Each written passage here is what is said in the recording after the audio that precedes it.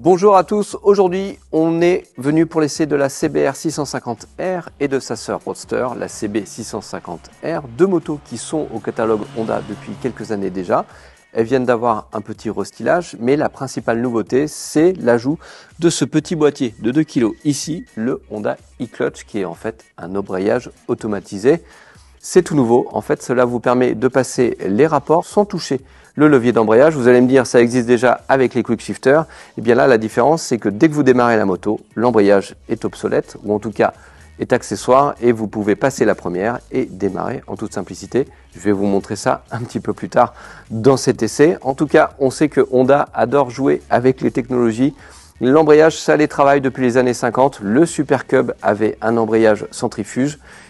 Et puis ensuite, dans les années 70, sur le marché américain, le Honda Matic qui était un convertisseur de couple. Et plus récemment, nous, on connaît depuis 2010 le DCT, la boîte automatique qui utilise un double embrayage. Et bien là, on est avec un système qui est entre le DCT et un quick shifter dans son utilisation. En plus, c'est un petit boîtier qui pourrait faire peu à peu son apparition sur d'autres motos et sur d'autres types de moteurs.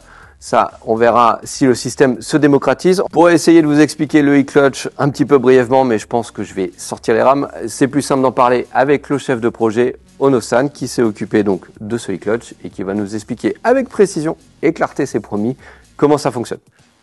Là, c'est parfait, on a une coupe transversale du système e-Clutch. On peut voir en fait que c'est un petit système d'horlogerie de haute technologie. Ono-san, comment ça fonctionne de manière très simple?この e クラッチのシステムですけど、まず大きく2つの方法でクラッチをコントロールすることができる構成になっています。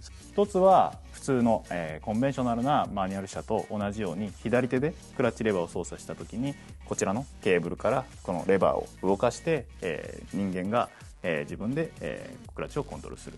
それが一つになります。で、もう一つですけれども、こちらの黄色い断面部になっている、これがe クラッチのクラッチアクチュエーターになるんですけども、この中にあるこの2つのモーターでこのギアを回してクラッチを自動でコントロールするという風な方法がもう一つの方法になります。で、このクラッチアクチュエーターでクラッチをコントロールするときは、ライダーのスロットル操作やライダーのペダル操作、それから車両の速度だったりエンジンの回転数に応じて適切にクラッチをこちらのアクチュエーターがコントロールする形になっています。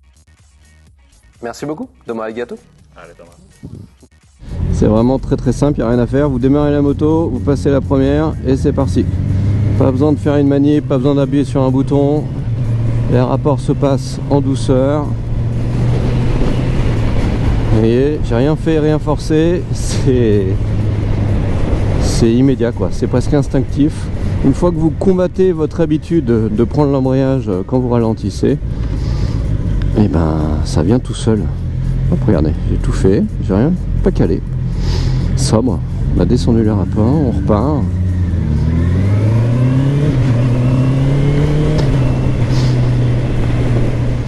En ville, c'est vraiment un petit confort pour ceux qui ont l'habitude du scooter ou ceux qui veulent se simplifier les manœuvres, notamment les nouveaux permis. C'est un confort en plus, ça fait une action en moins. Mais regardez les rapports là. C'est pas comme un shifter quoi. Là, même à bas régime, j'arrive à passer mes rapports quoi. Je descends et c'est vraiment fluide. Ça met pas du tout d'un coup. Regardez là, je suis en troisième. Hop, je me suis arrêté, j'ai pas calé.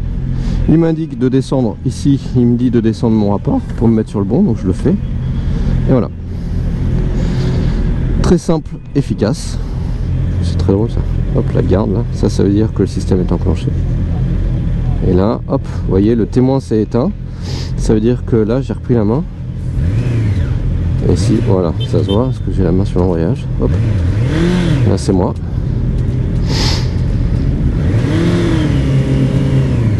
Hop. Et là, j'ai relâché. Et tout de suite, le système a repris le dessus. Et hop, je repasse mes vitesses automatiquement. On peut même rouler comme ça en fait. Hein. Bon, faut pas le faire, mais on pourrait. Hein. Là, il me dit que je suis une vitesse trop haute, donc il m'indique qu'il faut que je redescende. Alors, je pourrais redémarrer en seconde ou en 3, mais j'ai pas envie de fatiguer l'embrayage. Et c'est plutôt pas mal. Le boîtier, au niveau de la jambe, je le sens pas du tout. J'avais peur de l'avoir dans le tibia, mais j'ai de la place. Je le sens pas, malgré mes grandes jambes. passage. Pas besoin, à la différence d'un shifter, j'ai pas besoin de me poser les questions sur le régime moteur. Je passe les rapports quand je veux, ça se fait de manière très douce. Alors au début, je trouvais que ça craquait un peu à bas régime, le levier. On peut régler la pression à appliquer sur le levier pour qu'il fonctionne, ça c'est pas un souci. Il y a un réglage soft, medium, hard. Et c'est assez facile.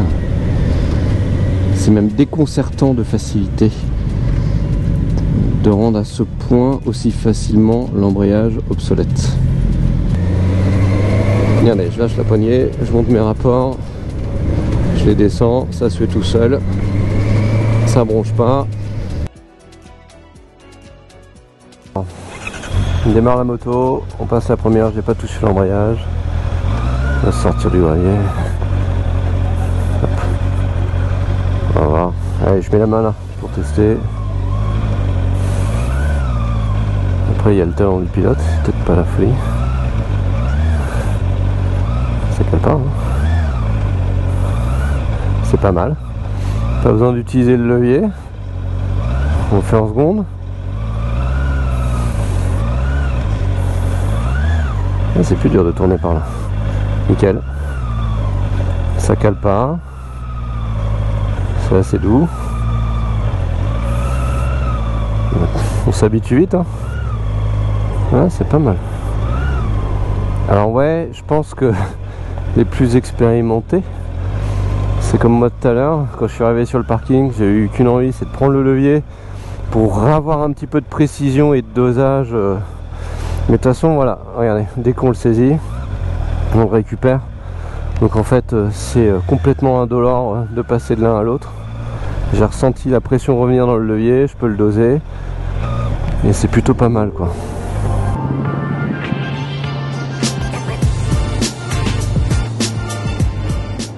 Pour ceux qui veulent reprendre la main sur l'embrayage pour faire des wheelings, c'est possible. Des passages. Voilà, ça se passe vraiment, les rapports en douceur, ça se passe tout seul. On est en contrôle, c'est précis, il n'y a pas de temps de latence. Quand on rétrograde, la moto ne met pas des à-coups, ça reste stable à l'arrière. Ça gère même un peu la traction, c'est vraiment bien fait, ça apporte un truc en plus. C'est un système automatisé et une assistance en plus.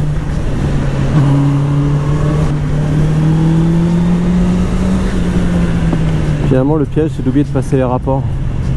Tellement que le système est capable d'accompagner la moto à bas régime et de lui faire gagner en souplesse. C'est bien pour ceux qui veulent conduire en roulé, mais ceux aussi hein, qui veulent y aller, enchaîner les rapports, aucun problème.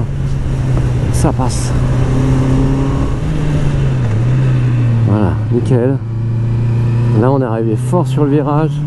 Ça n'a pas bougé l'arrière. En rétrogradant, ça n'a posé aucun problème. Ça n'a pas fait bouger la moto. Ça vient accompagner le traction control en fait. Une petite assistance en plus. Et c'est aussi, à mon avis, un bon choix d'avoir pris ce 4 cylindres qui est très doux et très souple à bas régime. Ça vient accompagner et faire un petit peu de pédagogie en apportant plus de tolérance sur ce genre d'action. Moi j'ai hâte de voir ce que ça peut donner avec un moteur bicylindre qui cogne un peu plus à bas régime. Il sera un peu plus intolérant d'être en sous-régime en 6ème. Et voir comment le système va se débrouiller et va travailler. En tout cas là, sur le 4 cylindres, ouais, je suis à moins de 2000 tours en 6ème. C'est comme s'il se passait rien, quoi. Ça cogne pas, hein. C'est ça qui est ouf. Normalement là, il devrait être en souffrance. Il reprend. On entend un petit peu l'embrayage travailler. Mais il repart en douceur. Et il compense en fait. Alors que là ça devrait cogner. Ah, on va pouvoir s'amuser un petit peu.